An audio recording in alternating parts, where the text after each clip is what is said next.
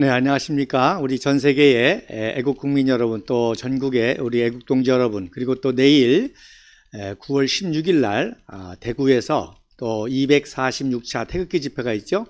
이를 위해서 우리 동지들이 전국에서 준비하고 있는데, 정말 이 보수 성지라고 하는 대구를 진정한 정통 보수 세력인 우리 공화당이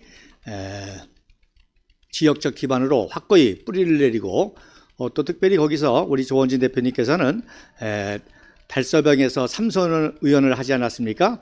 그러다가 지난 2020년에 황교안 당시 국민의힘당의 그 대표의 배신에 의해서 또 어려움을 당했습니다. 그래서 이번에 다시 또 도전하게 될 터인데, 지역적 기반인 대구를 우리 공화당이 확실히 이번에 장악해서 차기 총선과 또 대선에 이르기까지 우리 보수파를 새롭게 결집시키고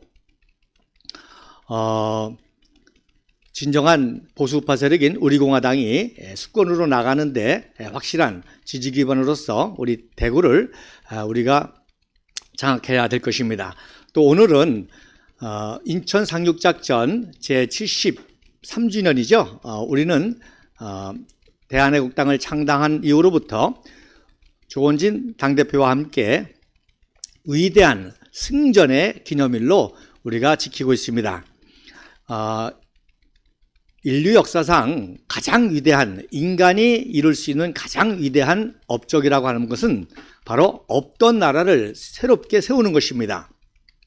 그것도 보통 나라가 아니라 가장 선진적이고 가장 위대한 나라를 세운다는 것은 정말 하늘 아래 인간이 할 수 있는 가장 위대한 작업이라고 할 수 있습니다. 그래서 그것을 천명이라는 말을 쓰죠. 하늘의 명령이다. 천명. 또 우리 동양적인 개념으로는 대업, 큰 임무다. 또 대사, great thing 이렇게 말합니다. 그래서 가까운 역사로는 이제 미국이라는 나라를 세운 국부 조지 워싱턴, 정말 인류 역사상 최초로 자유민주주의 국가를 세웠고, 그 나라가 지금 300년도 안 된 기간에 가장 우수한 문화 문명을 가지고 세계사를 리더하고 있습니다. 그런데 그거에 못지않은 건국의 역사가 바로 대한민국입니다. 바로 동양에 최초로 미국과 같은 나라 대한민국이 세워진 것이 또한 위대한 천명의 역사가 아닐 수가 없습니다. 그래서 미국과 함께 이 동양의 대한민국은 가장 위대한 역사고, 그래서 대한민국을 세운 우리 국부 이승만 박사는 가장 위대한 지도자 가운데 하나입니다. 오로지 바로 적화 통일의 야역을 이루지 못했던 북한의 공산 집단이 그렇게 이승만 박사를 증오하고, 또 거기에 영향을 받은 남한의 종북 좌파 세력이 건국과 그리고 10년 동안의 통치 과정에 아주 왜곡된 해석을 통해서 민주화라는 명목으로 정권 탈취를 위해서 독재로 또 친일파로 여러 가지로 매도를 했는데, 제가 지지난부터 그 왜곡된 것을 바로잡는 시간을 가졌습니다. 최근에 뉴스에 이제 이승만 기념사업회에서 이승만 박사 기념관을 세운다고 하니까 그 유명한 대장금의 배우 이영애 씨가 1,000만 원인가요? 또 기금을 증여하면서 뭐라고 했는가 하니, 과도 있지만 공이 있다 이렇게 얘기했습니다. 여러분, 그 과라는 것이 종북 좌파가 만들어낸 잘못된 해석입니다. 즉 사실이 잘못된 것도 있고 사실을 잘못 해석한 것이 바로 과입니다. 그래서 어떤 의미에서는 제가 누누이 강조드리지만 종북 좌파가 이승만 박사의 박정희 대통령도 마찬가지고요. 과라고 하는 것은 과가 아니라 실질적으로는 위대한 업적인데 그거를 과로 해석을 해서 왜곡해서 매도를 하는 것이죠. 자, 몇 가지 예를 제가 들었지 않습니까? 자, 첫 번째 1952년도에 발치개헌 사건. 그래서 좌파들은 이승만 대통령이 대통령을 하려고 직선제를 개헌을 하는 그런 독재적인 발상을 했다라고 해서 이승만 박사를 매도하는 그 이론 중에 하나인데, 제가 누누이 말씀드렸지만 오히려 전시에 지금 중공군하고 치열한 휴전선을 놓고 전쟁하는데 국회의원들이 내각제를 하려고 그러고 전시에 이승만 대통령을 그 당시에는 이제 국회에서 대통령을 선출했거든요. 그러니까 국회에서 이승만 대통령을 선출하지 않고 조병옥이나 장면을 세워서 그 말은 무슨 얘기예요? 이승만 대통령을 축출하려는 거죠. 지금 전시 지도자로 위대한 역할을 하고 있는데 이승만 박사를 52년도 대통령 국회의원 선거에서 축출하거나 아니면 내각제 개헌을 하려고 했던 것입니다. 대한민국이 건립된 지 2년밖에 되지 않냐고. 그러니까 그때는 4년 됐죠. 4년밖에 되지 않냐고 지금 전쟁 중인데 내각제를 하려고 하는 거는 이건 엄청난 그야말로 반역죄죠. 그 반역을 발치개헌으로 정리한 것이 바로 이승만 박사입니다. 그렇기 때문에 이거는 위대한 업적이죠. 오히려 전시에 내각제를 하려고 했던 국회의원들은 정말 반역죄요, 여적죄에 해당하는 그러한 일을 저질렀는데 그것을 오히려 민주적인 방법으로 발치개헌을 통해서 해결했다는 것은 바로 위대한 공인 것입니다. 또 4.19 얘기도 이제 많이 얘기를 하지만 바로 위대한 책임 정치의 모범을 보이셨죠. 본인은 직접적으로 3.15 부정선거에 전혀 관계가 없지만 뒤늦게 부통령 부정선거를 있다는 것을 깨닫고 또 그것으로 인해서 시위가 일어나고 발포가 있어서 학생들이 다친다고 하니까 바로 국정의 최고의 통치자 책임자로서 본인이 스스로 하야를 하는 것은 역시 위대한 책임 정치 하나입니다. 여러분 독재자 그러는데 인류 역사상 그 어떤 독재자가 스스로 대통령직을 내놨습니까? 그래서 오히려 이승만 박사는 바로 그것마저도 위대한 책임 정치의 모범을 보였고 그러다 보니까 바로 서로들 이승만 박사 하야시킨 것이 자기들의 공로다 그렇게 많이들 얘기하는데 말씀드린 대로 이승만 박사가 스스로 하야를 하게 된 것입니다. 자, 그래서 어쨌든지 간에 박정희 대통령도 지난 남도당 사건을 통해서 제가 말씀드렸지만 이 과라고 하는 것을 바로잡지 않으면 아무리 공을 얘기해도 이 과에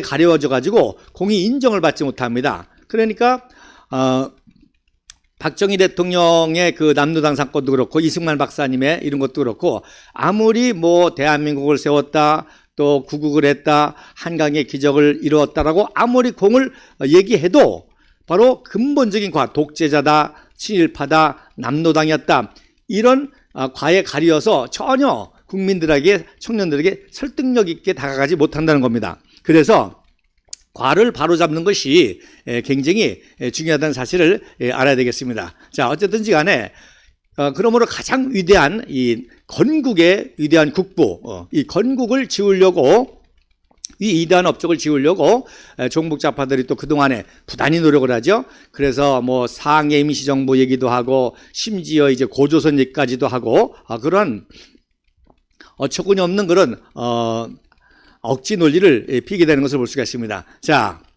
그런데 인천 상륙작전은 어떤 의미가 있느냐? 없어질 뻔한 나라를 다시 세운 게 바로 인천 상륙작전입니다. 그러니까 없던 나라를 새롭게 세우는 것도 가장 큰 위대한 일이지만 없어질 뻔한 나라를 구원한 이 인천 상륙작전은 정말로 또 위대한 사건이 아닐 수가 없습니다. 그래서 자유민주주의 체제와 시장경제라고 하는 미국식 민주주의로 대한민국이 위대하게 나가야 될 터에 소련 공산주의 세력에 의해서 적화 통일의 위기를 당했는데 그래서 없어지고 사라져버리고 적화 통일돼서 공산주의 국가가 될 수 있었는데 그거를 일순간에 역전시킨 사건이 바로 인천 상륙작전입니다. 그래서 인천 상륙작전을 통해서 바로 서울을 수도를 회복하고 또 38선을 진격하고 평양을 탈환하고 백두산까지 가서 그야말로 어떤 의미에서 건국보다도 더 큰 일이 남북한의 통일 아닙니까? 건국을 한반도에 완전히 이루는 것이 자유통일이기 때문에 대한민국, 남한만의 대한민국 건국도 위대하지만 한반도 전체의 대한민국을 건국하는 이 한반도 통일이야말로 그야말로 가장 큰 위대한 일인데 그 목전까지 갔다가 결국 중공군의 기습 개입으로 어려움을 당하게 된 역사를 우리가 알고 있습니다. 어쨌든지 간에 인천 상륙작전은 바로 대한민국 건국에 거의 준하는 업적이요 또 통일에 준하는 그런 업적임으로 말미암아 어떤 의미에서는 건국절과 동등한 가치의 국경일로 지켜야 될 그런 그 사건이라고 저는 생각을 합니다. 그래서 우리 공화당은 창당 이후서부터 인천 상륙작전 기념일마다 승전의 기념일로 조원진 대표님이 또 사정이 있었을 땐 제가 해서 기념식을 했던 것을 볼 수가 있습니다. 자, 오늘은 제가 특별히 인천 상륙작전과 관련해 가지고 바로 정치 자금과 정치에 대해서 특별히 말씀을 드리면서 이제 우리 공화당을 위해서 많은 당원 동지들이 당비도 내고 또 후원비도 내고 특별 당비도 냅니다. 또 많은 동지들 가운데 이제 고액으로 또 후원하는 그런 당원 동지들이 많은데 정말 지금 우리 공화당이 이번에 총선을 앞두고 그리고 대선을 앞두고 정말 정치 자금이 많이 필요할 때 우리 많은 동지들이 과감하게 우리 당에다가 정치 자금을 이 후원을 해주시면 정말 큰 힘이 될 것입니다. 그래서 이승만 박사와 박정희 대통령, 박근혜 대통령 우리 공화당의 공통점이 뭐냐? 바로 깨끗한 정치 자금으로 올바른 정치를 한다는 것입니다. 이승만 박사가 그랬고요. 이승만 박사가 바로 깨끗한 정치 자금으로 바로 올바른 정치를 할 수가 있는 것입니다. 지금의 사태를 보면 지금 민주당도 결국 이재명의 대장동 사건이라든지 이게 다 뭐예요? 정치 자금하고 관련된 거 아닙니까? 결국 이 대장동을 통해서 얻은 많은 돈이 정치 자금으로 흘러 들어가고 그리고 또 당대표 선거에도 많은 검은 돈들이 더러운 돈들이 오고 가는 그런 것을 볼 수가 있습니다. 그래서 모든 것이 그렇지 않습니까? 경제적인 문제, 자금이 가장 중요합니다. 가정의 살림살이도 또 어느 공동체든지 또 경제도 마찬가지고 국가의 살림살이도 마찬가지입니다. 국가의 살림살이도 국고가 튼튼해야 그래야 나라가 발전하고 부강할 수가 있는 것이죠. 근데 문제는 뭐냐? 바로 깨끗한 자금이 있어야 올바른 정치를 하게 된다는 것입니다. 올바른 정치는 바로 깨끗한 자금을 통해서 이루어진다는 것이죠. 지금 여야 양당의 이 더러운 정치의 모습이 뭡니까? 바로 더러운 돈을 가지고 하기 때문에 더러운 정치가 될 수밖에 없다는 것입니다. 우리 공화당은 창당 이후로 지금까지 이 정치 자금에 아무런 문제가 없었고 오로지 청렴결백하게 법이 정한 그런 한도에서 지금까지 어렵지만 우리 공화당을 유지해 왔습니다. 그렇기 때문에 많은 동지들이 자부심을 가지고 있고 또 지금도 이 방송을 시청하는 많은 동지들과 또 우리 정치에 관심 있는 분들이 정말로 깨끗한 정치를 할 수 있는 것은 깨끗한 자금이 있어야 되는 것입니다. 그래서 우리 공화당이 그동안 깨끗하게 정치를 할 수 있었던 것은 바로 깨끗한 자금을 가지고 했기 때문인 것입니다. 그러므로 이번 기회에 또 깨끗한 자금들을 많이 후원해 주시면 우리가 더 올바른 정치를 해나갈 수가 있게 되는 것입니다. 그래서 그 깨끗한 자금과 올바른 정치의 예를 바로 오늘 삼성의 이병철 회장과 또 국부 이승만 박사의 관계를 통해서 말씀을 드리려고 합니다. 한마디로 말해서 국부 이승만 박사가 삼성의 이병철 회장을 세계적인 글로벌 기업으로 키웠다는 사실입니다. 그래서 그 역사적인 뿌리를 오늘 차근차근 팩트 사진과 함께 말씀을 드리려고 하는데, 자, 먼저 말씀드리려고 하는 것은 바로 이병철 회장의 부친이신 박찬호옹이 바로 이승만 박사와 한 살 차이, 한 살이 더 많으십니다. 그래서 1896년도, 1895년도 바로 서재필 박사가 다시 와가지고 독립협회를 만들어서 대한제국 개혁운동을 할 때 그때 바로 23세의 이찬우 청년이 경북 의령에서부터 한양을 오고 가면서 독립협회 회원으로 서재필 박사의 만민공동회를 도왔고, 바로 그때 이승만 청년은 배제학당의 학생회장 겸 교사로 있으면서 학생이면서도 서재필 박사와 교제하고 서재필 박사의 후계자를 할 정도로 촉망받는 그런 엘리트 청년으로 이찬우 청년과 알게 돼서 교제를 하게 된 것입니다. 그래서 20대부터 이승만 청년과 이찬우 청년은 중마고우와 같이 그런 친밀한 관계의 청년이었고, 당연히 이승만 청년이 이제 서재필 박사가 추방된 이후에는 독립협회를 또 이끌어 나가면서 만민공동회 2차, 3차를 리더할 때 이찬우 청년이 바로 후원을 했던 것입니다. 그러다가 이제 대역죄로 엮여서 한성 감옥에 갇히게 되죠. 그렇다가 1905년도 8월 9일 날 석방하면서 바로 상동교회, 우리가 이제 남대문에서 행진하다가 한국은행 쪽으로 가다 보면 오른편에 상동교회가 있는데, 그 상동교회에 상동학교의 교장으로 있으면서 또 그때부터 이찬우 청년과 교제하다가 11월 3일 날 이제 미국으로 유학을 하게 되죠.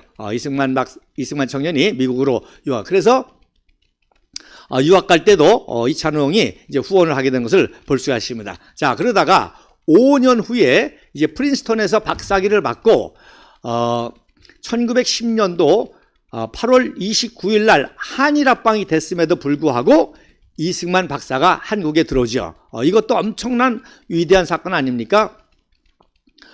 미국에서 얼마든지 프린스턴 최고 명문대 박사학위로 교수의 제안도 있었고, 거기서 얼마든지 교수를 하면서 해외에서 해외 독립운동을 할 수 있는데도 불구하고, 바로 나라가 없어졌는데도 불구하고 10월 10일 날 이제 시베리아를 거쳐서 서울역에 도착합니다. 그리고 이제 YMCA 학감으로 종로 2가에 있는 YMCA 워너메이커, 미국의 이제 백화점 재벌이라는 워너메이커가 져준 거 아닙니까? 역시 이승만 박사가 워너메이커가 다니는 교회에 미국에 있을 때 설교도 했고 해서 워너메이커가 어떤 의미에서 이승만 박사가 활동할 수 있도록 YMC를 만들어준 거나 마찬가지일 정도로 미국에서부터 이미 안면이 있었습니다. 자, 그래서 그 YMC 옥삭 그 방에서 기거하면서 YMC 학감으로 활동을 했는데, 그때 이찬우가 바로 YMC 회원으로 이승만 박사와 2년 6개월 동안을 또 이제 교류를 하고 교제를 하게 됩니다. 그런데 이제 백오인 사건으로 이승만 박사 미국을 가죠. 그때 바로 2010년도에 또 재미난 사실은, 그때 이찬우형이 바로 이병철을 얻게 됐다는 겁니다. 그래서 이병철 생일이 2010년도입니다. 한일합방 때, 기억하기 쉽죠? 한일합방 때. 그리고 이승만 박사가 들어왔을 때.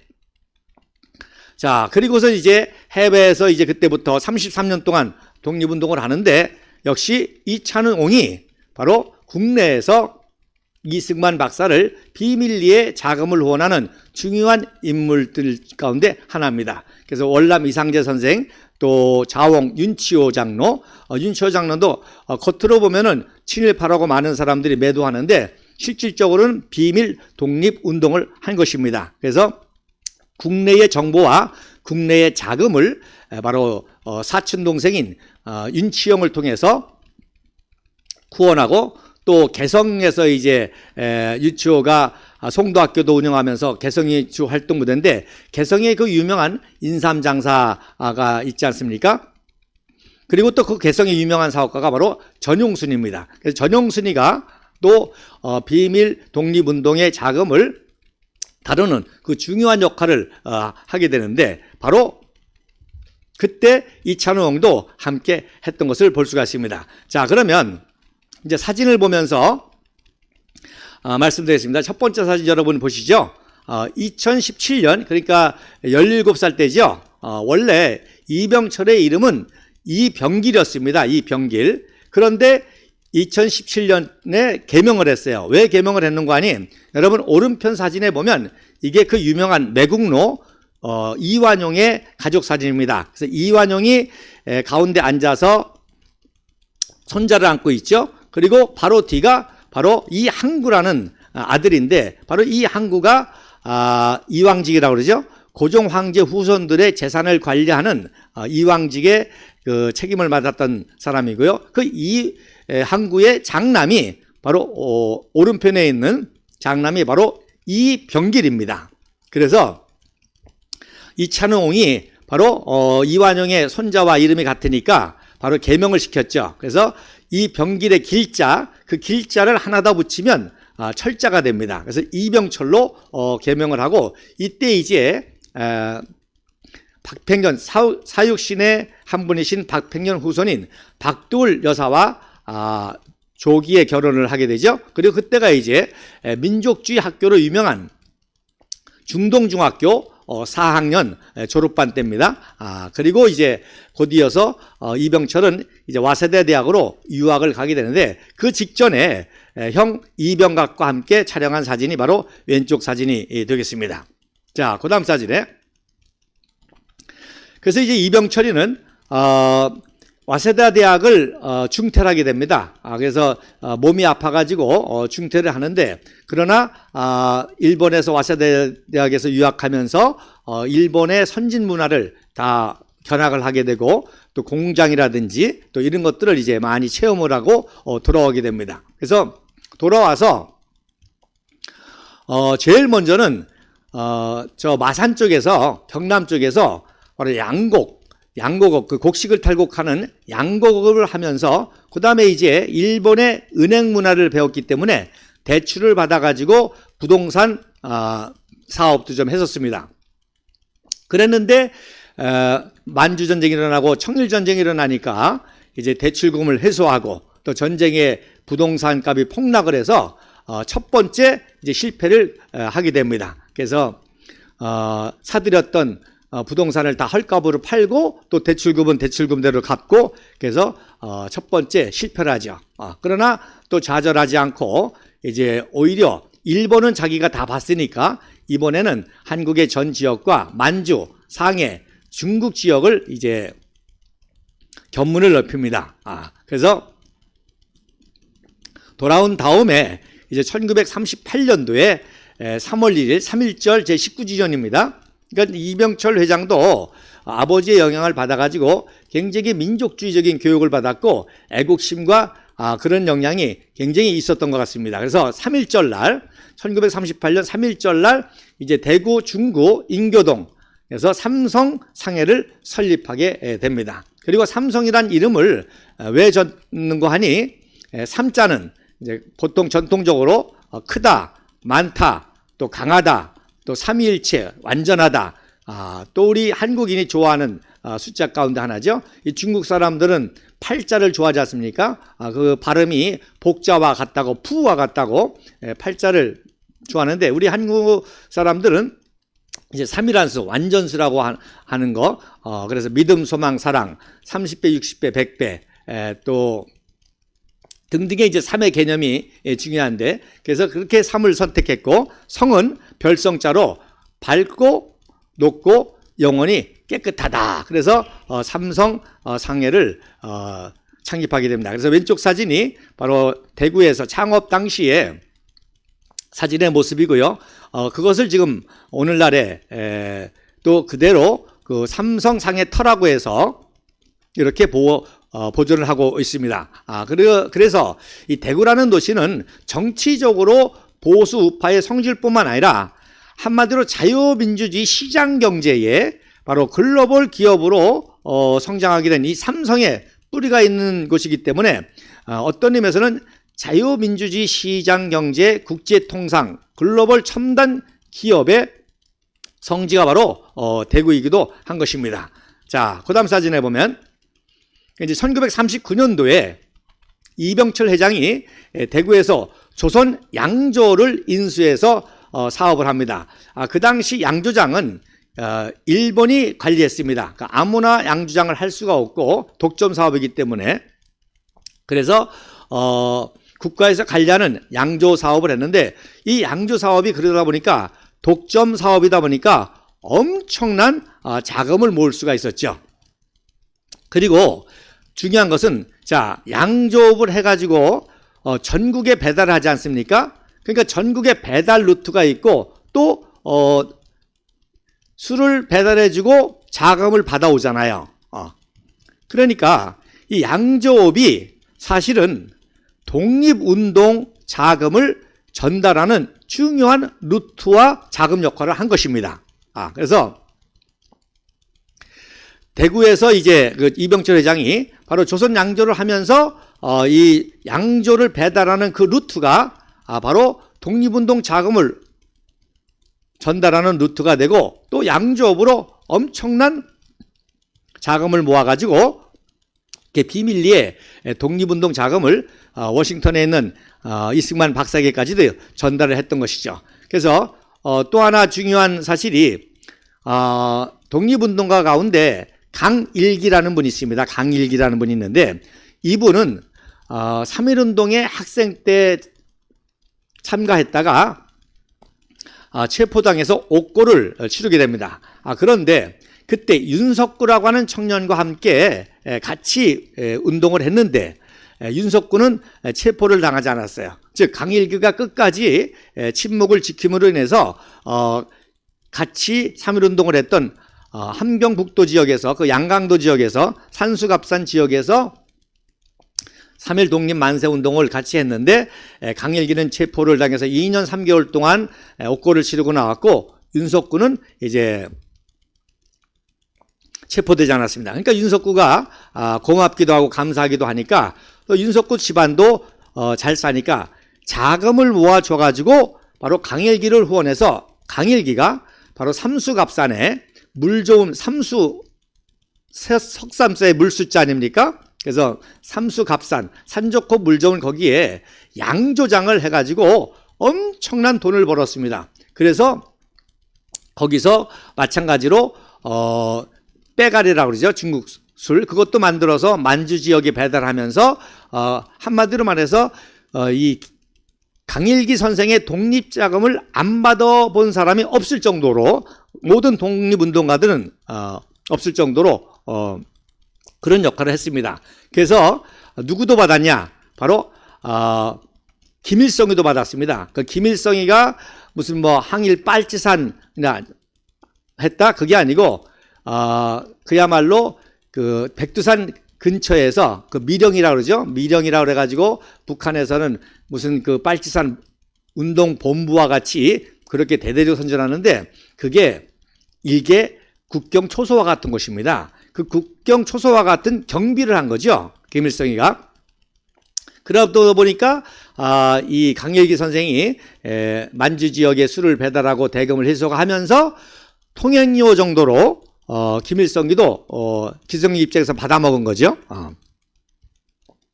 그래서 그렇게 통행세 명목으로도 용돈 정도도 받아먹은 것도 얼마나 큰 힘이 됐는지 해방 후에 김일성이가 북한에 들어와서 제일 먼저 찾은 게 강일기 선생이었습니다.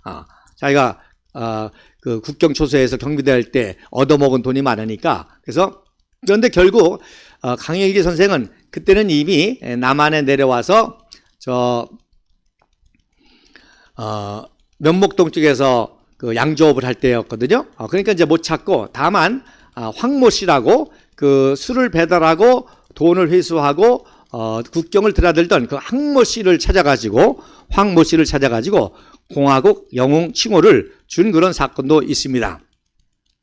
자, 그래서 이렇게 남한에서는 이병철 회장이 조선 양조로 엄청난 부를 축적했는데 역시 이제 전쟁이 시작하기 전에 일제에서 독점 사업으로 양조장을 다 확보를 했죠. 그러니까 자꾸 협박과 이게 들어오니까 결국 매각을 할 수밖에 없었던 것입니다. 그래서 강일기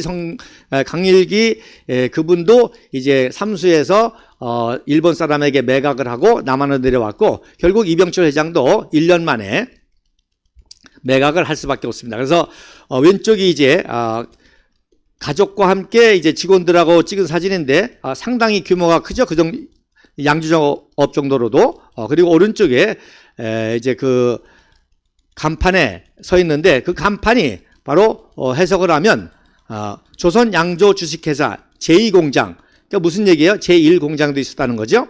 그리고 오른쪽에 군본부 지정공장, 즉 일본 육군에서 관리하는 군수사업이기 때문에 군본부에서 지정하는 공장이라는 거예요. 그리고 오른쪽에 맨 끝에 군수국 분실이라고 되어 있습니다. 그래서 군에서 관리하는 그러한 사업이죠. 어쨌든 이렇게 독점 사업으로 엄청난 부를 축적하다가 결국 태평양 전쟁을 일으키기 전에 이 양주장을 이제 매각할 수밖에 없고 빼앗던 것이죠. 그래서 실패 아닌 실패, 두 번째 실패를, 사업의 실패를 실질적으로 성공했지만 일본에게 빼앗기는 그런 쓰라린 또 경험을 하게 됩니다. 자, 그 다음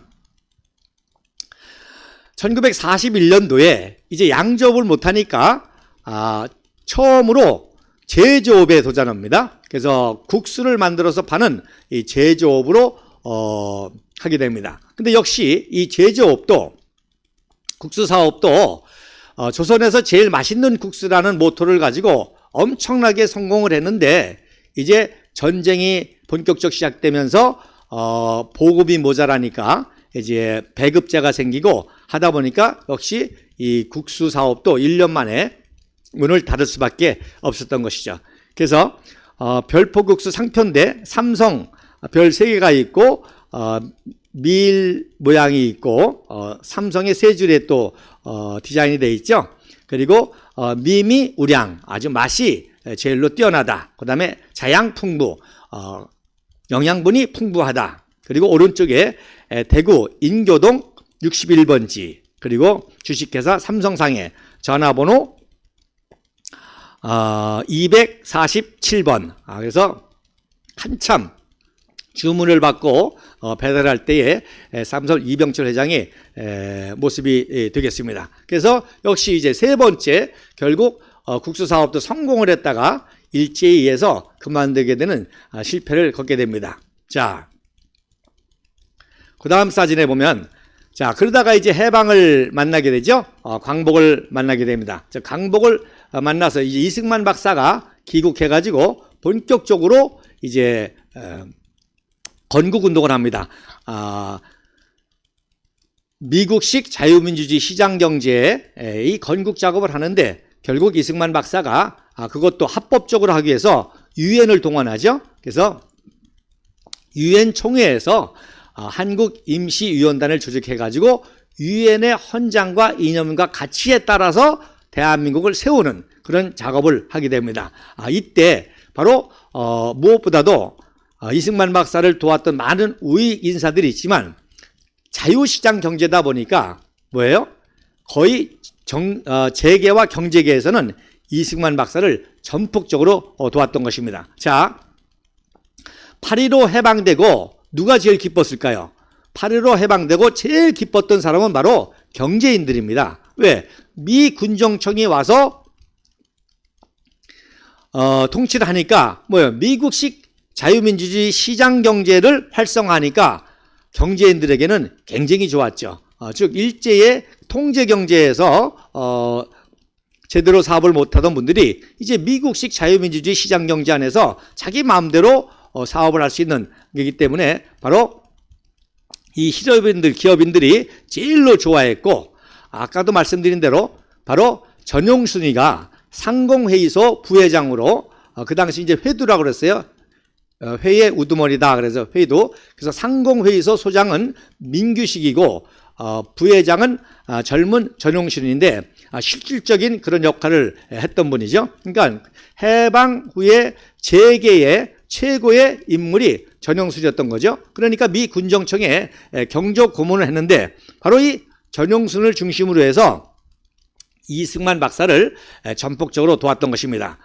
즉 이승만 박사가 이런 건국운동을 하게 될 때 얼마나 많은 자금이 필요하겠습니까? 그 자금을 다 누가 댔습니까? 바로 이찬호, 전용순 이런 실업인들이 깨끗한 정치 자금을 이승만 박사에게 드렸고, 이승만 박사가 그걸로 바로 우익 인사들을 해서 좌익을 괴멸시키면서 대한민국을 세웠던 것이죠. 자, 그러니까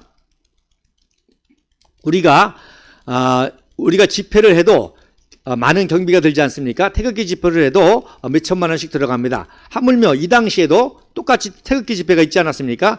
좌익은 공산주의 자금을 가지고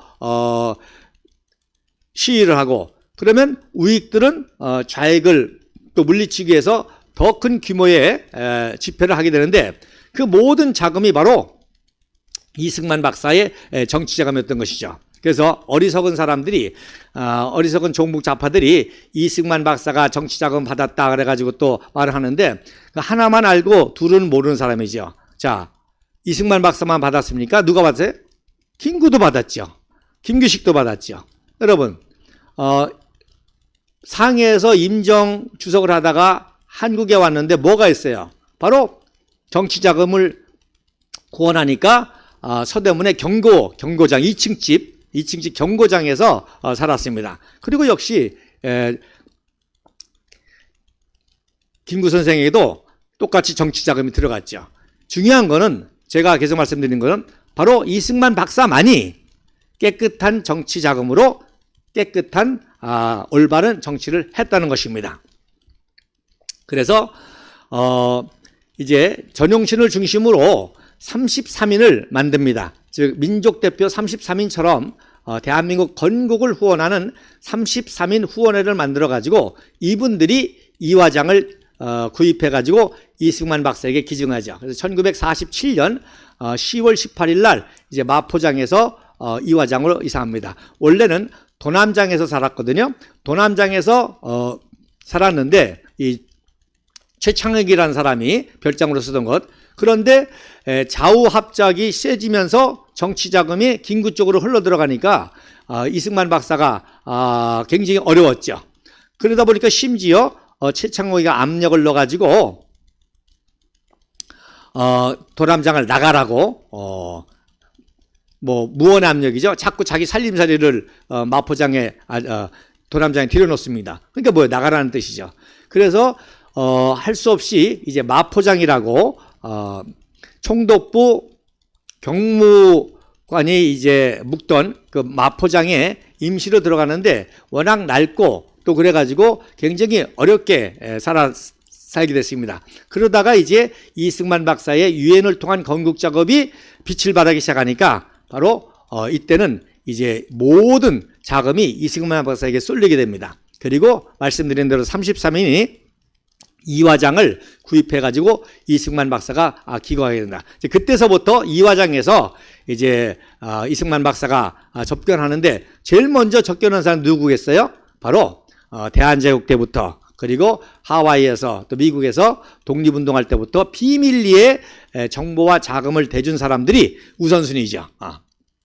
그래서 이제 1948년도 요거는 이제 이 사진은 2월 달에 바로 광복 이후에 좌익과 투쟁한 우익 인사들과 특별히 청년단체들이 앞장서서 활동하지 않았습니까? 그래서 그 청년단체들을 초청해서 기념 촬영을 한 사진인데 너무 해상도가 낮아서 참 안타깝습니다.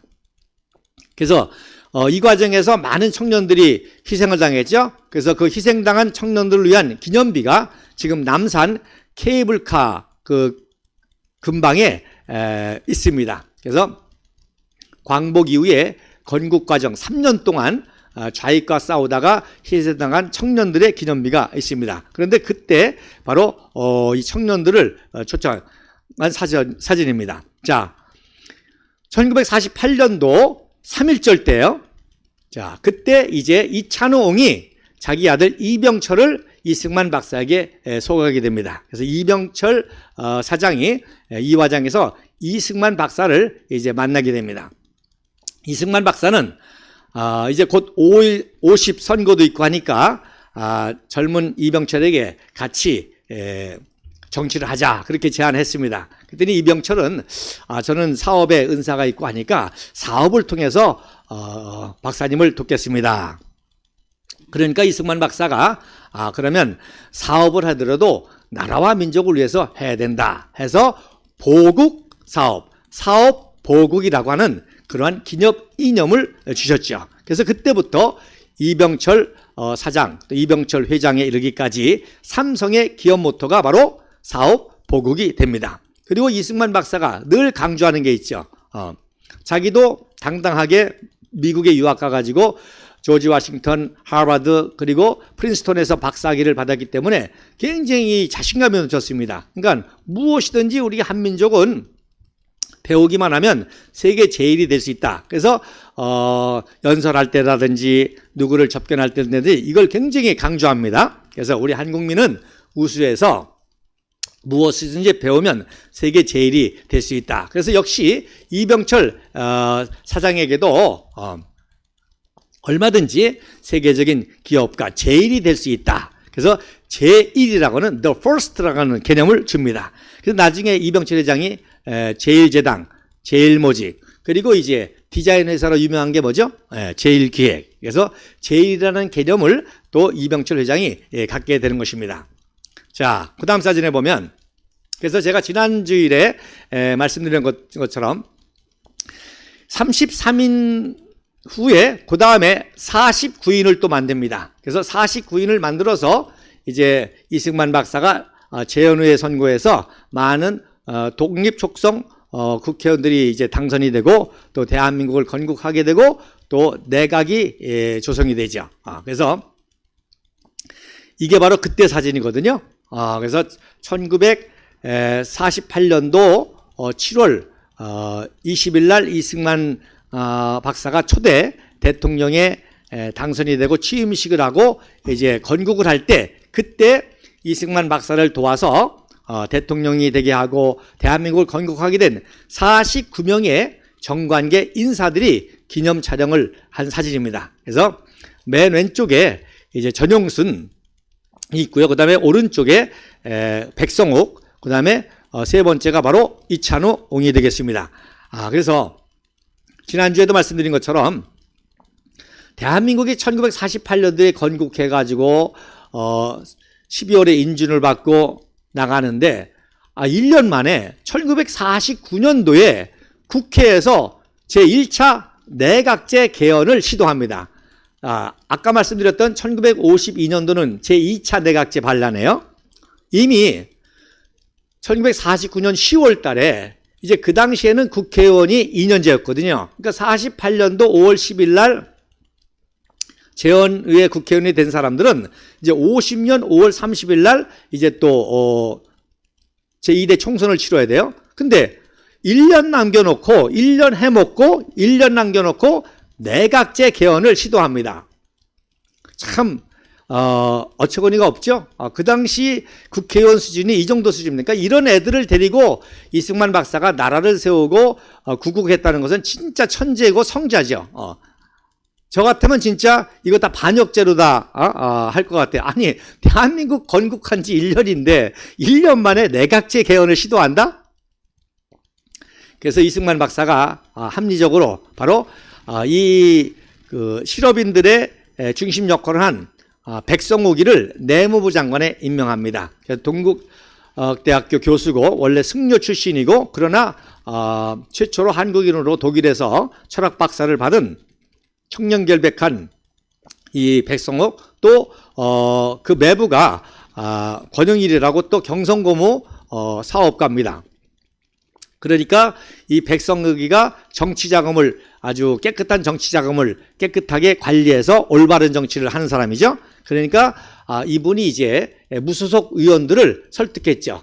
자, 2대 총선에 나가야 되지 않느냐. 그래서 이 무소속 의원들을 설득해가지고 결국 내각제 개헌을 무산을 시킵니다. 그러니까 이렇게 정치 자금이 있어야 올바른 정치를 할 수 있는 것입니다. 그래서 이 박근혜 대통령께서 사실 탄핵을 당한 이유 중에 하나도 바로 여당 내 이 위장 보수 세력들이 박근혜 대통령 탄핵에 앞장선 이유도 그동안에는 정치 자금으로 그야말로 콩고물 떡고물 지도를 마음대로 먹었거든요. 근데 이 박근혜 대통령께서 청렴결백하게 정치 자금을 관리를 하니까 떡고물 콩고물이 없는 거예요. 그러니까 이제 탄핵을 한 이유들이죠. 뭐 야당은 말할 것도 없죠.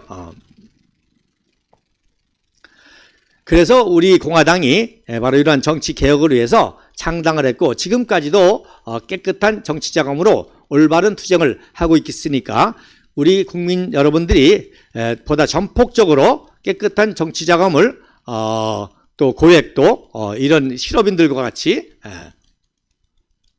후원해 주실 때 우리가 깨끗한 정치로 바로 자유통일까지 이룰 수가 있는 것입니다. 자, 그 다음 사진에 보면, 그래서 이 사진을 좀 더 이렇게 보여주는 모습인데, 이게 바로 마포장에서 이화장으로 이사하고 정부 수립, 즉 건국 직후죠. 그때 이제 기념으로 정말 이승만 박사를 도와서 좌익을 물리치고 자유민주주의 시장경제에 나라를 세울 수 있는 그 기념 촬영으로, 여기 있는 한 분 한 분들이 다 그 당시에 쟁쟁한 사업가들이고 재계, 금융계, 그리고 여기서 이제 정계에 들어간 분도 있죠.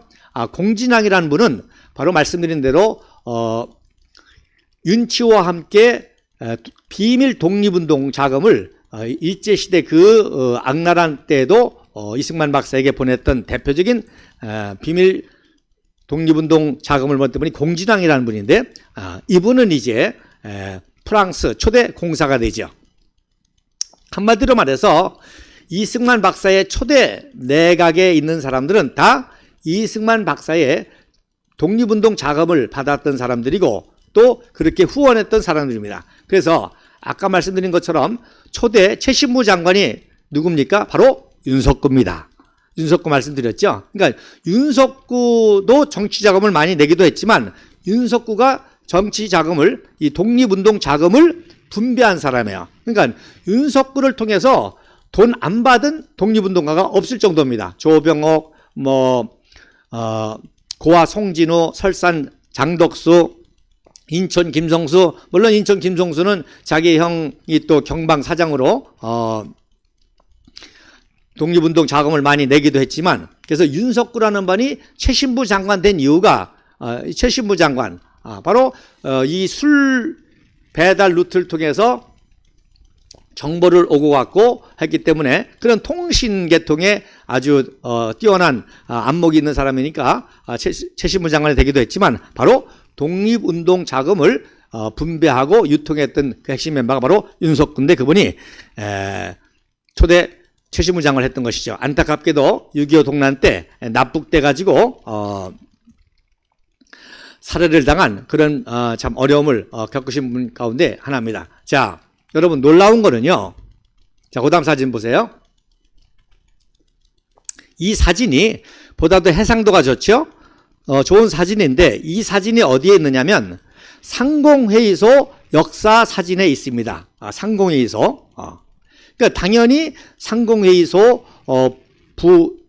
부회장도 했고 또 나중에 회장도 했고, 상공회의소의 가장 중요한 인물이 전용순인데, 이 사진을요 이렇게 가린 거예요. 자, 보세요. 왼쪽에 몇 주년, 상공회의소 몇 주년 기념이라고 광고한 사진인데, 그 몇 주년이라는 글씨로 전용순이를 지워버렸죠. 왼쪽에 한복 입은 분, 한복만 나오고 목을 잘라버리는 식으로 가렸죠. 그 다음에 거기에 이 사진에 캡션이 있습니다. 제가 해독을 했는데, 국부 이승만 박사 취임기념 촬영, 대한상공회의소 초대회도 전용순, 이런 캡션이 있는데 이 캡션이 안 보이게 지웠고, 그리고 사진 해상도도 흐릿하게 그렇게 만들었죠. 그래서 이 사진을 원본을 제가 찾으면 이 사람의 얼굴들도 다 해석할 수가 있습니다. 여기에는 장관도 있고 사업가들 다 있어요. 근데 이렇게 가렸습니다. 자, 굉장히 중요하죠. 그러니까 일부러 이렇게 한 거잖아요. 일부러. 왜 일부러 이렇게 까요? 자, 이승만 박사를 그동안에 전 국민은 물론 전 실업인, 경제인, 재계 인사들이 다 이승만 박사를 도왔다고 하는 위대한 영웅의 증거인 것이죠. 그러니까 그걸 가리기 위해서 이렇게 가장 중요한 인물은 전용순을 가리고 또 캡션을 가리고 이렇게 했던 거죠. 그런데 제가 아까 보여드린 것처럼 아주 해상도가 더 안 좋은 그 사진을 찾아가지고 이 역사적 사진을 복원하게 됩니다. 왼쪽이 바로 전용순 상공회의소 소장일 때의 60년대의 그런 모습입니다. 그러니까 5.16 혁명 때 그런 모습입니다. 그러니까 한마디로 말해서 결국 전용순이 바로 이때부터는 이병철을 이제 또 글로벌 사업가로 키우게 되는 역사를 이루게 되는 것입니다. 자, 그럼 그 다음 사진에 보면 벌써 1시간이 다 됐네요. 자, 그 다음 사진에 보면 인류 역사상 정치 자금의 영수증을 주고받는 사람은 이승만 박사 한 분입니다. 여러분, 정치 자금을 준 사람은 쓰지만 받은 사람은 되게 안 쓰잖아요. 이승만 박사가 바로 맨 왼쪽에 1천만 원의 정치 자금을 받은 그 증서인데 1천만 원 정도면 지금으로 말하면 약 100억 가까이 됩니다. 그 당시 100원이 한 달 그 봉급 정도가 됐으니까, 공무원들 한 달 봉급 정도가 됐으니까 100원이 그 당시 1000만 원이면 지금 한 100억 정도가 되죠. 그래야 뭐 선거도 하고 대통령 선거, 그때 대통령은 국회에서 했지만 국회 선거, 또 좌익과 시위 할 거 아닙니까? 그래서 민규식 상공회의소 회장, 그다음에 공진왕, 그다음에 전용순, 그다음에 하준석, 그다음에 박기호, 그다음에 장진섭, 장진섭 유명한 경성고문 사장인가요? 그다음에 최남. 그래서 7인 대표자로 전용순이가 이승만 박사에게 보낸 그런 정치자금 증서가 되겠고요. 이승만 박사는 이거를 또 하지 군정장관에게 보고서를 씁니다. 내가 이렇게 정치자금을 받아서 정치를 하게 됐다. 그래서 보고서가 바로 가운데 있는 부분이 되겠습니다. 그리고 이제 오른쪽에 사진이 바로 그 유명한 CIA 부국장이죠. 굿펠로우. 그래서 CIA 국장은 도노반이라고 주로 유럽 전선을 담당했고, 부국장 굿펠로우가 이 동양 태평양 지역을 담당했는데, 바로 이분이 그런 정보기관의 수장이면서도 이승만 박사의 정치 고문을 한 사람입니다. 그래서 종북 좌파가 이것도 다 역죠. 이승만 박사가 정치 자금을 어떻게 했다. 제가 말씀드린 것처럼 정치 자금이 이승만 박사한테만 갑니까? 김규식이한테로 가고 김구한테로 가고. 근데 정치 자금을 줬더니 그거 가지고 남북 연석회의 한다고 북한 왔다 갔다 하고. 그럼 누가 좋아해요? 그래서 어리석은 사람들이죠. 이승만 박사는 이렇게 깨끗한 정치 자금으로 올바른 정치를 했기 때문에 바로 대한민국을 세우고 대한민국을 건국, 구국, 호국하고 한강의 기적을 이룰 수가 있었던 것입니다. 자, 그럼 그 다음 사진만 보고 다음 시간에 이어서 하게 되겠습니다. 자, 이병철 사장이 이때부터 이제 무역 해설을 하면서 전용순의 도움을 받아가지고 엄청난 사업가로 성장을 하게 되는데, 6.25 동란 때 미처 피난을 못 가서 이제 북괴은에게 불려다니죠. 인민위원회. 그래가지고 왼쪽에 있는 사진이 바로 이병철 회장이 타던 쉐보레 자가용인데, 여러분 화면에 보시세요. 그 당시는 이게 바로 얼마나 귀해요. 쉐보레 세단이. 그래서 미 대사 무초라든지 이승만 박사, 또 유엔 관계자만 타던 차들인데 이 차를 뺏기죠. 그래서 이 차를 갈탕당했는데 이 차를 누가 탑니까? 바로 박헌영이가 타고 다닙니다. 그래서 이병철 회장이 인공치하 3개월 동안 엄청난 고생을 합니다.